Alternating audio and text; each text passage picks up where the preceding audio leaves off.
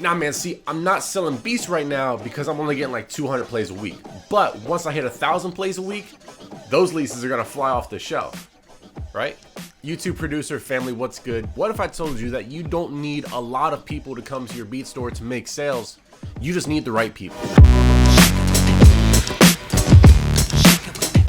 Listen, in today's day and age, man, it looks dope to have huge numbers on like YouTube and Instagram, but don't get fooled. Those numbers aren't the only thing that actually matters. If you were to ask me this question, right, Ryan, would you rather have 1,000 random artists go to your beat store? Or would you rather have 5 diehard artists who love your beats go to your beat store? And I'm telling you guys right now, I'm taking those 5 artists every single time. A really big aspect of driving high quality traffic to your beat store is driving people that want what you're selling and driving people who have been there before to get to come back to your beat store. Captain Obvious. Hey, future Ryan here, right? I know some of you guys might be thinking, oh, he's just exaggerating, right? He's just saying he wants those 5 artists to come back to his beat store rather than 1,000 new random artists. A lot of you guys might be thinking, yo, I would in a heartbeat take 1,000 new visitors to my beat store. But let me show you guys something real quick that happened while I was editing this video. An artist that actually signed up for my free beats about a month ago went through all of my sequences and my emails and actually converted using a coupon code for my beats. So I blurred out a decent amount of the information for privacy reasons, but here you guys can tell I'm not lying to you. And email marketing is a really huge way on how I drive traffic back to my beat store, which is what I consider probably one of the best ways to get high quality traffic, is to get people who already know you to come back. Even in the past week here, 25% of my traffic from my beat store has actually been returning visitors. Email marketing also plays a huge role in getting returning customers and keeping up to date with everybody, so that way when they need a beat, they know who to come to. So if you want to get started with email marketing and have no really idea or experience, I'll leave an article in the description to the Urban Masterclass article. That's really helpful. It's been really dope working with Urban Masterclass, so check out that free masterclass if you're interested. Get back to the video here. But before we dive too deep into high quality traffic, we need to stop bringing in low quality traffic.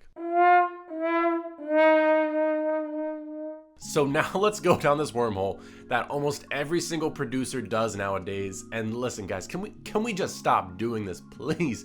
There's better ways to do what you're doing, and you're doing them so spammy and so wrong. Let's talk about it. These two things are arguably the biggest things that producers do that waste their time. The first one is both Reddit and Facebook spamming. Reddit and Facebook groups are great ways for you to build connections and good ways for you to almost become an authority in a community. But here is what producers do. They join the groups, they never post or reply to anything, and then one day they wake up and they're like, I got it.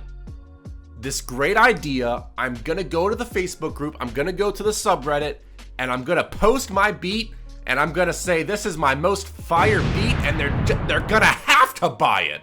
As a moderator for a Facebook group about selling beats online, I cannot tell you guys how many times a week I have to decline a post where a producer just links their beat.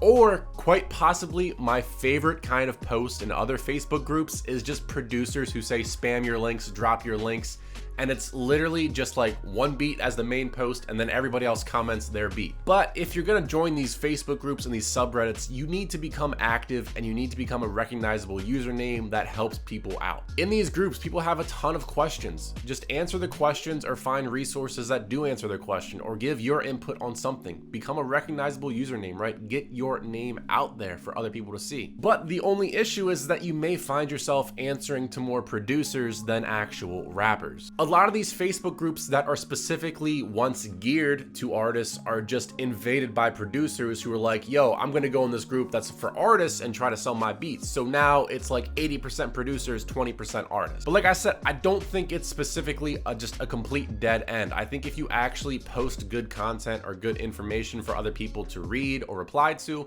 I think you can build up a name and you can leverage that some way in the future. It's just how you go about that. And the second way, arguably the biggest waste of time for producers who are trying to sell beats online. Commenting on other producers' type beats. Why? Why do you do this? Before anything, I swear, if one of you guys said, yo, Ryan, I comment on other producers' type beats so that way we can collab and we can sell more beats together. Here's the thing though. I do not want to collab with somebody who says, yo man, fire beats, let's collab. That's not genuine to me. And I know a lot of producers aren't gonna think that's genuine either. It's just like, do producers logically think that, so I'm gonna sell a beat today by commenting on another producer's type beat because producers are gonna buy my beat, and they're like, yeah, no, that makes 100%. Yeah, no, that makes sense. Can I tell you guys a secret though? Just one little secret. I've never bought a beat in my life as a producer. Congrats. Your beat on YouTube has 200 views. 180 of those views are other producers. Congratulations, you played yourself. And now YouTube might even go so far to see that your audience is a whole bunch of people who like music production and more so like actually creating music and beats. So now you might get recommended to more producers than actual rappers. Once more. Congratulations, you played yourself. But it's amazing because I've never seen other producers talk about doing this on YouTube, which is actually the better way of going about this.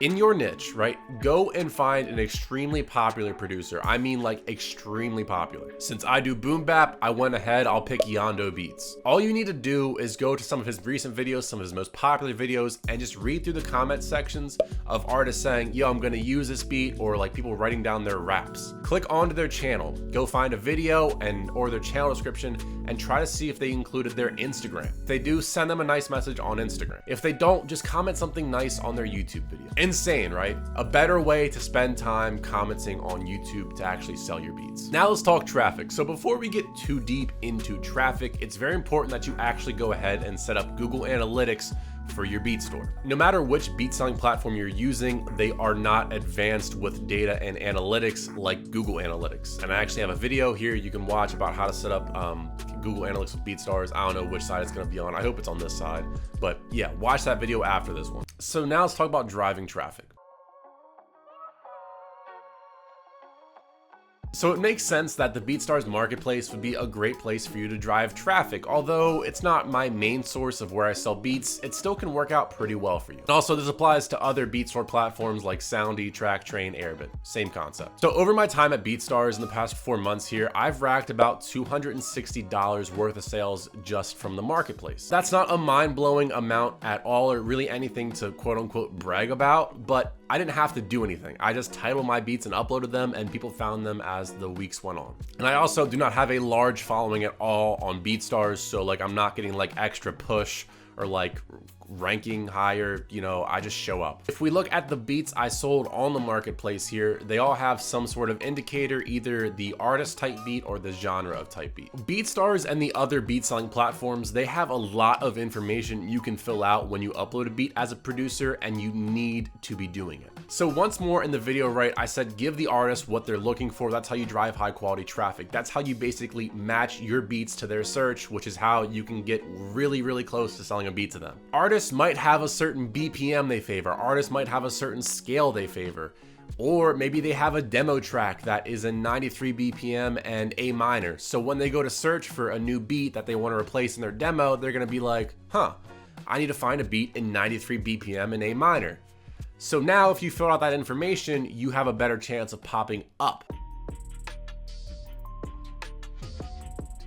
When it comes to YouTube, video views is what you need. That's the first thing you're gonna need, is some actual video views.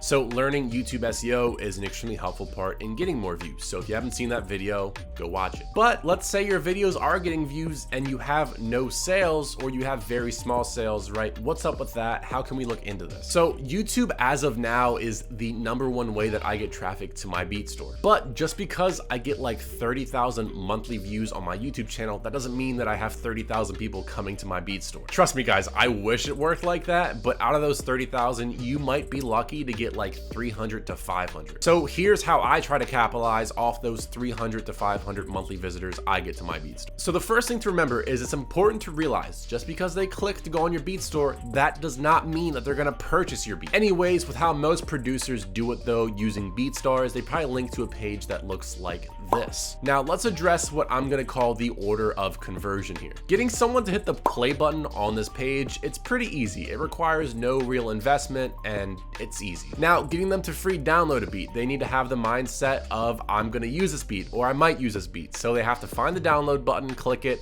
enter their info in, and then get the email, open it, and then download it onto their computer. Then you have buying the beat. This means that they really want it and they really see potential with them using it. So they have to get their credit card out and they have to actually pay for it. Now, in my older videos, I used to say this all the time whenever you want to get somebody to at least sign up for something free, or at least, get someone's attention on something. Make it so easy your grandpa can do it. Nothing against BeatStars, but some artists may not even know where the free download button is or know that that's available to them. So odds are that some of these artists leave and you get nothing out of them coming to your website. Since I have this custom made website, what I can do is I can design this big button on my website. So the first thing an artist sees is get your free beat pack. And I'm gonna tell you guys right now, creating your own WordPress website for a beat store, it's really not that tough. But basically why I do this get your free beat pack is, one, it feels personalized and it's the first thing the artist sees, and it's a big button they click on to get free beats. So now I'm opening up the possibility to get their email and start communicating with them.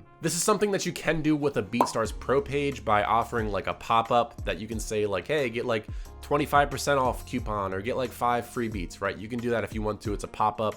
You can do that too. So we want to get their email so that way we can start entering them into our funnel, and then they make the decision to interact with us or not interact with us. And what we can do in those emails is provide them more insights about us, get them more familiar with us, and hopefully drive them back to our beat store. So in terms of high quality traffic, really what it comes down to is to keep on getting a small handful of artists that I can get to keep on returning to my beat store. Get them more familiar with me through email sequences, and hopefully, like I said, drive them back to my beat store to check out my beats, so that way they're more familiar with me, right? Try to actually get them to talk on Instagram, so that way we can talk about stuff, right? What do they need? Do they need mixing? Do they need specific beats, right? So that way you can actually pitch yourself and they come to you for beats and different things like that. So that's the video, and I'm planning out some pretty special stuff for the future, so keep on tuning in.